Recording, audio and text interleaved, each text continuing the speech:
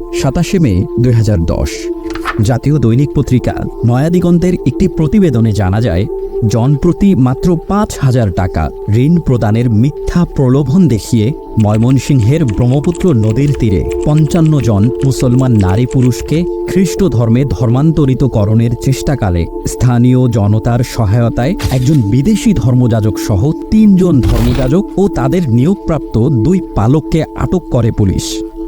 এই সময় 55 জন মুসলমান নারী পুরুষকে উদ্ধার করা হয়। উদ্ধারকৃত সবাই জামালপুর জেলার সরিষাবাড়ি উপজেলার বাসিন্দা।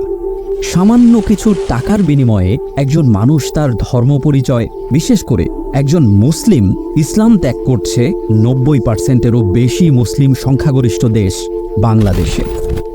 এই চিত্র কম বেশি দেখা যায় দেশের প্রত্যন্ত অঞ্চল, বিশেষ করে উত্তরবঙ্গের বেশ কিছু জেলায়। ইসলাম নিয়ে একটু কম জানাশোনা, অপব্যাখ্যা এবং দরিদ্র পরিবারের মুসলিমদের টার্গেট করে খ্রিস্টান মিশনারিরা টাকার বিনিময়ে ধর্মান্তরিত করার এই জঘন্য অপচেষ্টা চালিয়ে আসছে বহু আগে থেকে। এমনকি সামান্য একটি টিউবওয়েল দিয়ে ধর্মান্তরিত করার অপচেষ্টায় লিপ্ত খ্রিস্টান মিশনারিরা। কি অবাক হচ্ছেন প্রিয় দর্শক? আমাদের আজকের এই ভিডিওতে ফুটিয়ে তোলা হবে বাংলাদেশে খ্রিস্টান মিশনারিদের ইতিহাস ও তাদের ধর্মপ্রচারের কিছু অপকৌশল। লোমহর্ষক কিছু সত্য ঘটনা আপনাদেরকে আতঙ্কিত করে তুলবে। আপনাদের বিবেকের দুয়ারে আঘাত হানাই আমাদের মূল লক্ষ্য। প্রথমেই জেনে নেওয়া যাক খ্রিস্টান মিশনারিদের বাংলায় আগমনের ইতিহাস। কথিত আছে, সেন্ট টমাস ছিলেন প্রথম খ্রিস্টান ধর্মপ্রচারক, যিনি 50 বা 52 খ্রিস্টাব্দে ভারতীয় উপমহাদেশে আসেন এবং 58 খ্রিস্টাব্দ নাগাদ মালাবার উপকূলে একদল লোককে খ্রিস্ট ধর্মে দীক্ষিত করার মাধ্যমে এই উপমহাদেশে খ্রিস্টান মিশনারি কাজের গোড়াপত্তন করেন। তবে 16 শতকে ঔপনিবেশিক আমলে প্রধানত প্রোটেস্ট্যান্ট সম্প্রদায়ভুক্ত খ্রিস্টান মিশনারিদের মাধ্যমে বাংলায় খ্রিস্টান মিশনারিদের কার্যক্রম শুরু হয়। 18 শতকের শেষ দশকে ব্রিটিশ প্রোটেস্ট্যান্ট ধর্মপ্রচারকদের আগমনের সাথে সাথে বাংলায় খ্রিস্টান ধর্মমত প্রচার কাজ একটি সংগঠিত আন্দোলনের রূপ নেয়। 1830 সালে আলেকজান্ডার ডাফের অধীনে স্কটল্যান্ড ভিত্তিক গির্জা বাংলায় ধর্মপ্রচারের কাজ শুরু করে। এই সকল গির্জাগুলো বাংলায় ধর্মপ্রচার করার ক্ষেত্রে প্রোটেস্ট্যান্ট সম্প্রদায়ভুক্ত খ্রিস্টানদের সাথে মৈত্রী বন্ধনে আবদ্ধ হয়। পরবর্তীতে ব্রিটিশদের ক্ষমতার ক্রমবৃদ্ধির সাথে সাথে বাংলা তাদের মিশনারি কাজের প্রধান কেন্দ্রে পরিণত হয়। তবে ব্রিটিশ ইস্ট ইন্ডিয়া কোম্পানি প্রথম দিকে তাদের বিরোধিতা করলেও 1800 সালে যাজক উইলিয়াম কেরির বাংলায় আগমনের পর তার অধীনে বাংলায় প্রথম সংগঠিতভাবে খ্রিস্টান ধর্মমত প্রচার কাজ শুরু হয়। বাংলায় প্রোটেস্ট্যান্ট ধর্মপ্রচারকদের কর্মকাণ্ডকে মোটামুটি 3টি সময়কালে ভাগ করা যায়: 1793 থেকে 1834 এবং 1834 থেকে 1857। এই দুটি যথাক্রমে কেরি ও ডাফের যুগ বলে পরিচিত এবং সবশেষে 1857 সাল থেকে সেই শতকের সমাপ্তি পর্যন্ত। ইতিহাস তো অনেক জানা হলো। 200 বছর আগে শুরু হওয়া সেই খ্রিস্টান মিশনারির আজকের রূপ কি? চলুন তাদের অপতৎপরতার কিছু বর্তমান চিত্র দেখে নেওয়া যাক। দিনাজপুরের বীরগঞ্জ উপজেলার চক বানারসি অঞ্চলে নিজপাড়া মিশনের প্রচেষ্টায় প্রায় 500 পরিবার খ্রিস্ট ধর্ম গ্রহণ করেছে। নিজপাড়া মিশনটি প্রত্যন্ত অঞ্চলে সেবার আড়ালে ধর্মান্তরিতকরণের কাজে ব্যাপক সফলতা অর্জন করেছে। এটি একটি ইটালিয়ান মিশন। এখানে 2 জন ফাদার ও 4 জন সিস্টার সার্বক্ষণিকভাবে মিশনের দায়িত্ব পালন করছেন। এই মিশনটি বীরগঞ্জ থানার উত্তরে প্রায় 3 মাইল ভিতরে প্রত্যন্ত গ্রামাঞ্চলে অবস্থিত। বিশাল জায়গা নিয়ে এর অফিস ভবন, গির্জা ও মিশনারি স্কুল স্থাপিত হয়েছে। সেখানে কারা পড়ছে জানেন? আমাদেরই নিষ্পাপ মুসলিম শিশুরা।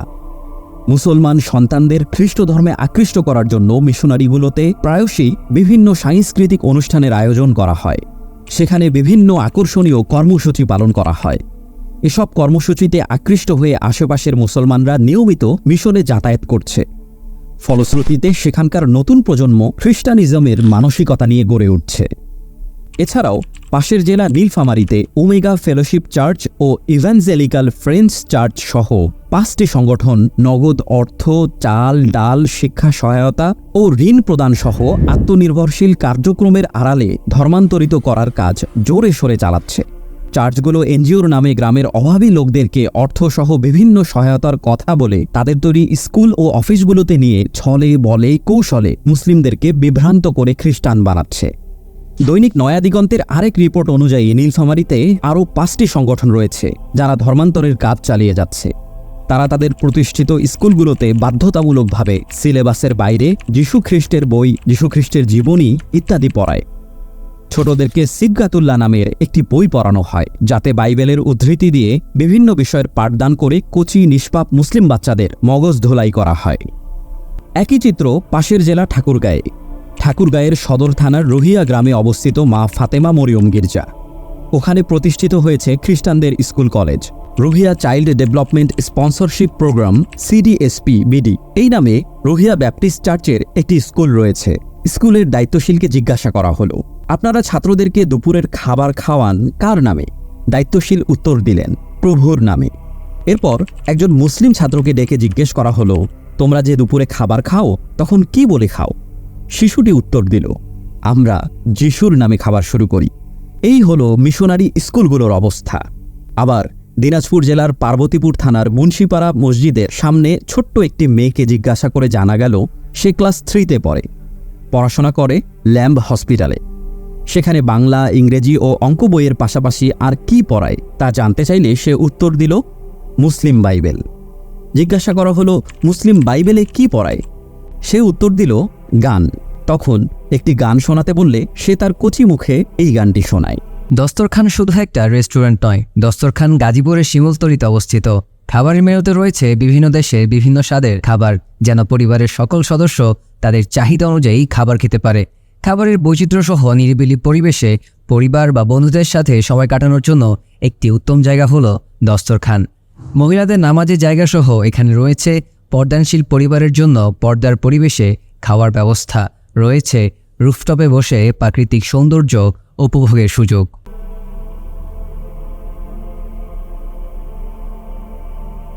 এর চেয়েও ভয়ানক চিত্র আমরা পাই উত্তরবঙ্গের আরেক জেলা লালমনিরহাটে। 2009 সালে এক সফরে অমুসলিমদের মাঝে দাওয়াতি কাজের উদ্দেশ্যে একদল মুসলিম দায়ী ভাই লালমনিরহাটের আদিতমারি থানার দুর্গাপুর ইউনিয়নের দক্ষিণ গুপ্তা গ্রামে গিয়ে জানতে পারেন যে সেখানকার মসজিদের খতিব সাহেব একজন খ্রিস্টান। স্থানীয়রা জানায় যে আমাদের এলাকায় একজন খতিব সাহেব আছেন, যিনি মসজিদের জুমার খুতবায় এমন কিছু কথা বলেন যা আপত্তিকর। তিনি বলেন, নামাজ পড়তে পড়তে যদি কারো কপালে দাগ পড়ে যায় তবুও সে জাহান্নামে যাবে। খতিব সাহেব আরও বলেন, কিয়ামতের পূর্বে ঈসা আলাইহিসসালাম আসবেন, তখন তো তাকে মানতেই হবে, তাহলে এখন মানতে অসুবিধা কোথায়? তিনি আরও বলেন, মাটির নিচের নবী উত্তম না আসমানের উপরের নবী উত্তম? জিন্দা নবী উত্তম নাকি মৃত নবী উত্তম? ইত্যাদি ইত্যাদি।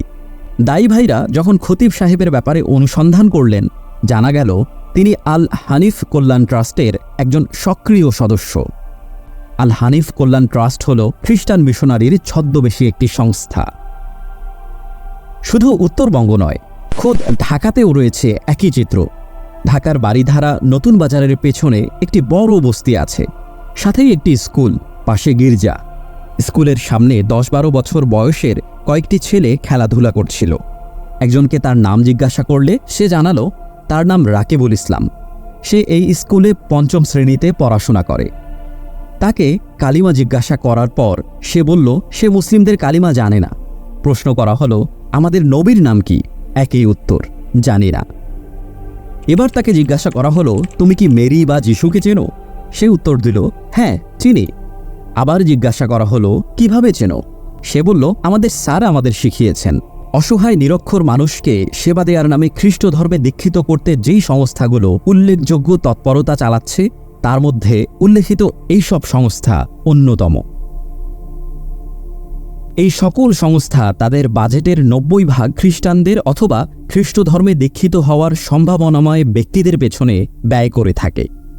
শুনে অবাক হবেন, এরা আমাদেরই টাকায় আমাদের সাথে ব্যবসা করে এর লভ্যাংশ দিয়ে আমাদের মুসলিমদের ঈমান হরণ করছে। মিশনারি স্কুলগুলোর প্রাক্তন ও বর্তমান ছাত্রছাত্রীদের কাছ থেকে সেবার নামে অর্থ তুলে সেই অর্থের প্রলোভন দেখিয়েই তারা খ্রিস্টান বানাচ্ছে। খ্রিস্টান মিশনারিগুলো প্রত্যন্ত অঞ্চলে গ্রামে গঞ্জে নারী পুরুষদের নিয়ে সমিতি গড়ে তুলেছে, আর সেই সমিতির সদস্যদের পড়ানো হচ্ছে বাইবেল। বিভিন্ন সিডি প্রদর্শনীর মাধ্যমে দেখানো হচ্ছে যীশু খ্রিস্টের জীবনীমূলক চলচ্চিত্র। তাদেরকে পড়ানো হয় ইনজিল শরীফ নামে বাইবেল, লুকের লেখা হজরত ঈসা মসিহ এবং মুসলমানরা 100% জাহান্নামী আর খ্রিস্টানরা 100% জান্নাতি সহ ইসলামিক কৃষ্টি কালচারের ছবি ও নকশাযুক্ত প্রচ্ছদের চটকদার শিরোনামের আরও কত বিচিত্র লেখার বই। রাতের আধারে শিশু ও মহিলাদের দেখানো হয় বিভিন্ন সিডি, যেখানে প্রচারিত হয় বাইবেলের বাণী। ধর্মান্তরিত করার আরেক পন্থা হল প্রার্থনা সভা। তাদের নিয়ম হল কোনো এলাকায় প্রার্থনা সভা করার জন্য সেই এলাকায় পোস্টারিং করবে। সেখানে সকল ধর্মের লোকজনদেরকে আহ্বান জানানো হয়, সাথে থাকে প্রার্থনা সভায় অংশগ্রহণকারীর বিভিন্ন ধরনের রোগ মুক্তির প্রতিশ্রুতি। এখানে তারা কৌশল অবলম্বন করে। যখন তাদের বক্তারা ধর্মপ্রচারের আলোচনা করার পর বলে যিশুর নামে প্রার্থনা করলে এই রোগ ভালো হয়, তখন উপস্থিত লোকেদের উদ্দেশ্য করে বলে, আপনাদের মধ্যে কারো কি যিশুর কাছে প্রার্থনা করে কোনো লাভ বা উপকার হয়েছে? তাদের নিয়োজিত কিছু দালালরা সেখানে শ্রোতাবেশে উপস্থিত থাকে। তারাই সভাস্থল থেকে হাত উঠায়, তাদেরকে স্টেজে ডেকে আনা হয়। তারা জনসম্মুখে বলে, আমার এই রোগ হয়েছিল, ওই রোগ হয়েছিল, অনেক চিকিৎসা করেছি, কোনো লাভ হয়নি। শেষে এই প্রার্থনা সভায় যিশুর কাছে প্রার্থনা করার পর আমার রোগ ভালো হয়ে গেছে। আর এসব দেখেই সরল মনা মুসলিমরা তখন ধোঁকায় পতিত হয়। এছাড়াও সম্প্রতি সোশ্যাল মিডিয়ায় চটকদার কথামালার মাধ্যমে বিভিন্ন সমস্যায় ভুক্তভোগী ডিপ্রেশনের রোগীদের সাথে সুন্দর সুন্দর কথার জালে ফাঁদে ফেলে ধর্মান্তরিত করার আধুনিক ফাঁদ এঁটেছে খ্রিস্টান মিশনারিরা। ঋণ পরিশোধ সহ বিভিন্ন মিথ্যা আশ্বাসের ফাঁদে পড়ে অনেকেই সেই জালে আটকে পড়ছেন।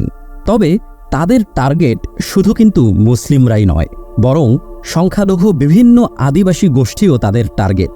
যেমন দিনাজপুর জেলার বীরগঞ্জ উপজেলার পলাশবাড়ি ইউনিয়নে ঝালঝলি সাঁওতালদের বসবাস। চতুর্দিকে মুসলিম মহল্লা, মুসলিমদের সাথেই তারা যুগের পর যুগ বসবাস করছে। সংখ্যায় তারা অনেক কম, কিন্তু দুঃখজনক বিষয় হলো তারা যুগ যুগ ধরে মুসলমানদের সাথে বসবাস করেও ইসলাম গ্রহণ করল না, গ্রহণ করল খ্রিস্ট ধর্ম। মাত্র 13টি পরিবারের জন্য খ্রিস্টানরা সেখানে তৈরি করেছে বিরাট বড় একটি গির্জা। গির্জাটির নাম হল সাধু পল গির্জা।